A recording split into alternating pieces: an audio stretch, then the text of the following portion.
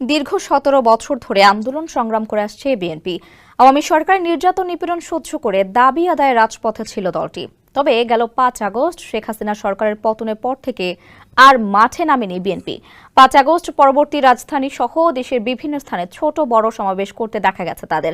এবার দীর্ঘদিন পর আবারও জেলা ভিত্তিক কর্মসূচি দিতে দেখা গেল বিএনপিকে। নিত্য প্রয়োজনীয় দ্রব্যের ঊর্ধ্বগতি সহনীয় পর্যায়ে রাখা, আইন শৃঙ্খলা পরিস্থিতির উন্নতি, দ্রুত নির্বাচনের রোডম্যাপ ঘোষণা ও পতিত ফ্যাসিবাদের নানা চক্রান্তের অপচেষ্টা মোকাবিলা সহ বিভিন্ন দাবিতে ৮ দিনে ৬৪ জেলায় সমাবেশ ও পূর্ণাঙ্গ কর্মসূচির ঘোষণা দিয়েছে বিএনপি। সোমবার দলটির জ্যেষ্ঠ যুগ্ম মহাসচিব রুহুল কবির রিজভী স্বাক্ষরিত এক সংবাদ বিজ্ঞপ্তিতে ১২ ফেব্রুয়ারি থেকে ২৫ ফেব্রুয়ারি পর্যন্ত সমাবেশের দিনক্ষণ ও কেন্দ্রীয় নেতারা কোথায় বক্তব্য দেবেন তার তালিকা প্রকাশ করেছে। ২ ফেব্রুয়ারি লালমনিরহাট, সিরাজগঞ্জ, ফেনী, খুলনা, ব্রাহ্মণবাড়িয়া, রাজবাড়ী, পটুয়াখালী, সুনামগঞ্জ, জামালপুরে।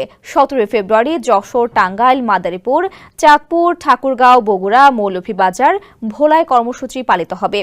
১৮ ফেব্রুয়ারি কক্সবাজার, পাবনা, পঞ্চগড়, কুমিল্লা দক্ষিণ, ঝিনাইদহ, মানিকগঞ্জ, হবিগঞ্জ, নেত্রকোনা।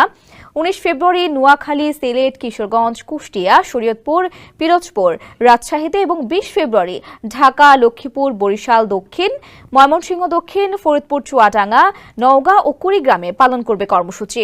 এর ২ দিন পর ২২ ফেব্রুয়ারি ঝালকাঠি, চট্টগ্রাম দক্ষিণ, ময়মনসিংহ উত্তর, জয়পুরহাট, কুমিল্লা উত্তর, বান্দরবান, রংপুর, নরসিংদী।